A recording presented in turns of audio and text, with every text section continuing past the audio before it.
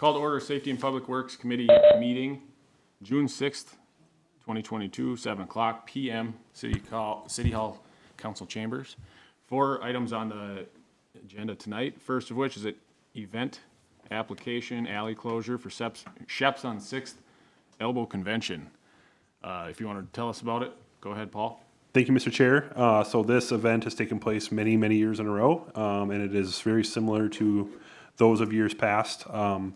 Sheps on 6th Street closes down the alleyway between his building and the VFW on August 26th, and it goes till August 28th.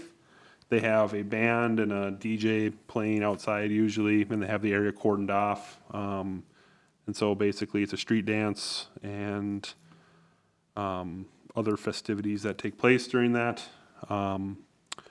As part of the application, it's pretty standard on how he's done in the past. He's got porta potties rented. He has the normal sound system and stage that he generally has used in the past. He has some banners he does put up for the event, and as part of the conditions below, you can see that city staff has reviewed this application, and basically you got to remove any signs after the event, and the police department, as they've done in the past, will help with this one. And so he usually cordons off the area with his own traffic control. He's got some orange fencing and things, and then we provide some cones and things for him to help out with that. So haven't had any issues with this event in the past, and so staff is recommending that it is approved with the conditions noted on the application. Paul, just a question. One place in the memo here, it references the 28th, and then other places it references the 29th. Yeah, that is, well, his application says until Sunday, August 28th at 12:01 or 3 p.m. is when they... The actual application says. Yep. Okay. I think it's just including the 29th. Is that a Sunday? Yeah, it's probably tear down. For cleanup, yeah. Yeah. Okay. So, never had an issue with this? No. Even no, I though don't it's think in so. a public alley? Yeah, I mean, you can talk to the police chief. He would be more aware of what's going on during the event as far as that's concerned. So That's kind of what I thought. Okay. All right. Got a motion? Motion, move to recommend approval of the attached application with conditions listed as presented. I will second. Any more discussion? Hearing none, go to a vote. All in favor? Aye. Motion passes. Second item is another street closure, parking lot closure application for the Lakes Area Skate Park Association pop-up skate park. And go ahead, Mr. Sandy, if you want to fill us in on this one. thank you, Mr. Chair. So they, the Skate Park Association started this event last year, and they wanted to continue it where we closed down the City Hall parking lot, and they put up a pop-up skate park, and then they have, they're having Dunmeyer's come in with a food truck for that event. It's a fundraiser for the Skate Park Association. The date is 6/18/2022, 12 to 3 p.m. They have an extreme sport event, pop-up skate park. And they sell sandwiches and things and raise money for their skate park. Not much else to say besides that, besides we closed down the City Hall lot with traffic control. They provide insurance to make sure that anyone that might possibly get hurt at a skate park event is covered, being on city property. And basically we just say they remove the signs once the event's over, and I think they've submitted their food truck application. And then once again, the police department, that they're aware of the event, and they're, they'll probably stop over and say hi at least. So that's all we got. This is the second year that we're doing this, but last year it was pretty cold, correct? Yeah, there was And a I lot don't of think they people had though. Food. Yeah, I don't think they had food, but there was a lot of people, if I remember right. Yeah, I don't know. it was a great The mayor turnout. I think there was a ton of people. Yep. All right, coming up on June 18th. Motion to approve the application with conditions that they present their food truck license, insurance, coordinate with police, and remove signs and banners. Second. Any more discussion? Hearing none, go to a vote. All in favor? Aye. Motion passes. Next one is probably our big item of the night. Having to do with the west end of the trail connecting Cayuna Lakes. to the Cayuna Lakes Trail to our trail system. Go ahead and tell us about this one, Paul. Yep, thank you, Mr. Chair. So we opened bids for the Improvement 1902, which is the west, well, like I've said before, this is a 3-segment project. This one is the westerly segment, so it goes from the basically the corner of 13th Street and Laurel Street all the way to the Buffalo Hills Trail. And then there's an alternate to go an additional 2.5 blocks. And so the alternate, we bid the base bid, which was the trail segment that's funded by the DNR, and an alternate that would be a locally funded project. So just, those are kind of separate as they are right now. The low bid came in from D. Chantel Excavating at a cost of $630,162.28. Our engineer's estimate was $791,649. That's about 20.4% under engineer's estimate. So the bids came in pretty favorably.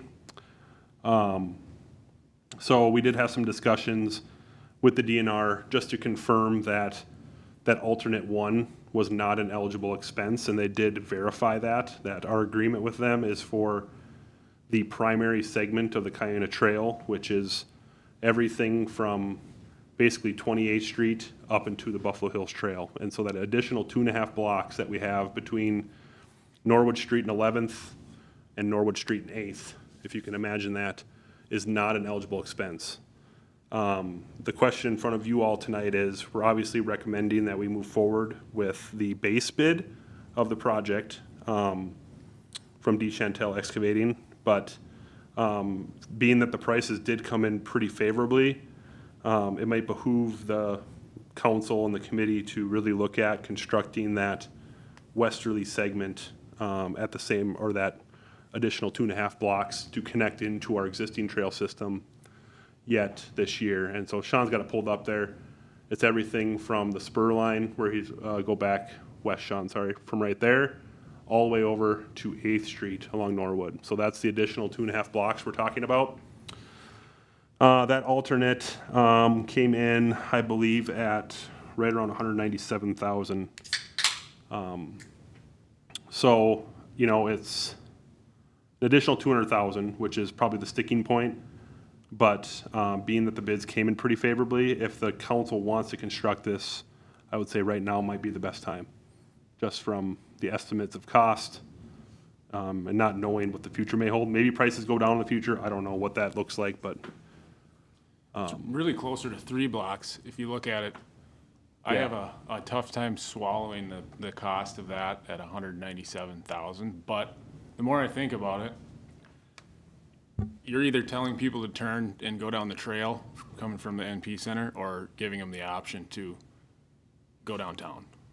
And we want to invite downtown as part of this, I think. If you were to put in sidewalks, I think, what did you say, a sidewalk per block section is roughly $70,000. yeah, on one side of the street. So 3 blocks of that would be about the same. Right, and so, yeah, I mean, the real comparison between concrete and bituminous is concrete's about twice as expensive. And so that's why you can get a 10-foot trail in lieu of a 5-foot sidewalk. So a 5-foot concrete sidewalk is going to cost approximately the same as a 10-foot bituminous trail. Obviously, a little more use on a bituminous trail. You know, bikes have a lot more room. And seeing as this is already a trail segment to the west and the east of it, it makes sense to connect it with a trail. Question? Question maybe, well, more of a comment. So this is what I was thinking with this additional segment. Paul, correct me if I'm wrong, and you know, I know you're familiar with the TA applications. If we just did the other portion and left this, say pursued it through a TA, Transportation Alternatives grant at a later time, I'd be looking at a $200,000 project, roughly 20% match, that's 20,000. Plus engineering is not eligible, so there'd be engineering costs on top of that. Plus, assuming prices go up, we would really only be saving maybe 50,000. And then you have less. a federalized project, so. It'd be a federalized project, so I think the margin really narrows by waiting. And so I think my my thinking is that we just move forward with it now. I don't think by waiting we save much. Yeah, And we delay the project, and we don't have a connection, we have a gap, and it creates some variables, so. and you're getting the benefit of the quantity of work with a contractor too on this one. If they were just to bid a 2.5 block trail segment, your unit prices are probably gonna be jacked up a little bit, Yeah. right? Mr. Chair, I was thinking the same thing, $200,000 in addition, that's a huge pill to swallow. But there's a cost also to waiting, and if you apply for transportation alternatives, as I said, there's the engineering that's not eligible through that grant, there's additional engineering that comes with the 20% match, and. There's a 5-year waiting, or there's a 5-year period Yes, yeah, where those funds And are it's available. You federalized. can advance construct, but those funds don't become available until 5 years in the future, right? yeah, so again, I'm reiterating here, but I think there's a cost to waiting that minimizes the savings to the point where I think it's, I won't say negligible, but it's Over a 5-year period, almost negligible. Yes. Yeah. Mr. Mayor? Paul, could you walk me through what this looks like? I mean, we're looking at it on the screen here. Could you walk us through where we're looking at, what it means in terms of, driveways, trees, that sort of thing? Yep, so we looked at both sides of the street here for this trail segment back when we were originally scoping the project. So I'll start, Sean, can you scroll a little bit? Starting, I'm gonna try to do this without still speaking. So starting at go up to the intersection of Laurel Street and 13th, Sean. All the way across, yep. So right here. So we're ending, the west segment starts right here at this intersection. And then it blasts this way straight east, and then takes the corner, goes all the way down to Norwood Street. This whole street right here is getting narrowed. We're taking the parking off one side of the street because the right of way is really narrow there. And these folks along here, we wanted to make sure that the trail doesn't impact their off-street parking. Like these folks on the corner here have a very short driveway. We're trying to minimize the impacts because that's one of the main concerns people have with trails is if we put them in the right of way, that ability to park a car in their driveway goes away because then you're blocking the trail. At that point, you're going to cross Norwood Street. It's going to head on the south side, and it'll go down. The base bid goes down to right here. There are a couple of reverse retaining walls. So a typical retaining wall you would see like is probably like at your hip level. These actually hold the trail up. So there's a culvert that runs through here, and so the trail is actually going to sit on top of a retaining wall at this location right here. I believe there's one more retaining wall that goes in somewhere over here. There's a couple more retaining walls down here. Really, the impact of trees on this segment are pretty minimal. They were actually much worse on the other side of the street. BPU did end up moving all their poles over from this side to the other side because of this trail project.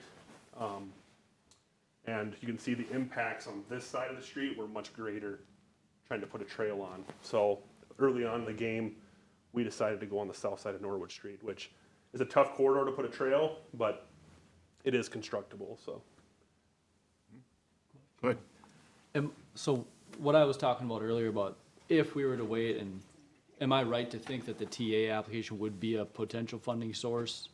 It would be, yeah, and I would Given think the it would, dollar amount and- it would touch on that transportation purpose. I foresee this, you could consider Cayuga Trail recreational in purpose, but this is kind of a dual purpose trail. I would say it serves definitely a recreational purpose, but there isn't other many sidewalk segments in this section of town that get you to like downtown or get you to points of interest where I think we would be successful if we did apply for TA.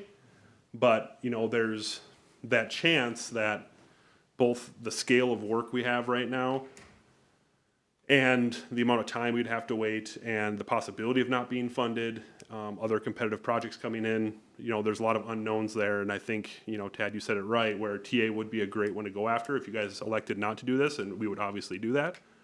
But I think your savings are going to dwindle as you get into, we have a whole project basically ready to go. We'd have to take a step back, get the federal documentation all taken care of, the project memo, all the federal requirements that come with bidding out a federal project. I think those are going to get eaten up in, prevailing wages and all this other stuff that we're going to have to deal with. follow up to that, we'll move on, but. And also, I know those funds are increasingly competitive as well, so there'd be no guarantee that we would get those either. It's a competitive. Yeah. So, Yeah, I think doing it now, at the risk of not ever being able to finish it in the same way, I think we move forward. put it in a motion. So I would recommend approval of the bids as presented and awarding the construction contract for improvement 1902, 19-02 Cayuga Lake State Trail West segment to D. Chantel Excavating in the total amount. This is the base bid plus alternate one, in the amount of $630,162.28. And I'll second. Any more discussion? Hearing none, go to a vote. All in favor? Aye. Motion passes. Final item of the night for us is the approval of testing services for IMP 2110 Greenwood Street reconstruction. Go ahead, Mr. Sandy. Thank you, Mr. Chair. So in your packet tonight, we got two quotes one from Braun Intertech and one from Independent Testing Technologies. You can see that the lower of the two being Independent Testing Technologies at $4,215. Looking to authorize that here tonight. These are for our testing services it's a state aid project, so we have a schedule of materials control that we have to follow and do a materials testing at a certain frequency and interval on projects that are state funded like this is. And so their proposal follows the state guidelines as far as how many tests need to be performed. And they're making some assumptions on the rate of testing or how fast the contractor will work on site. That's generally the difference between quotations, is some consultants, base their bid on the contractor being more speedy than others. So Braun Intertech is obviously planning on a little bit slower construction than ITT. Generally, Braun has been a little more conservative in their proposals, so we're recommending we go with ITT. We've had good luck with them. We've worked with them a couple times now, a couple summers. I think they've proven themselves to be a good testing contractor. They're local, they do a good job, they're very responsive, so we're recommending going with the low quote on this one. Excellent. I'm ready with a motion. Go ahead. Motion to approve the quote with ITT in the total amount of $4,215. I'll second. Any more discussion? Hearing none, go to a vote. All in favor? Aye. Motion passes, and we will adjourn to the council meeting.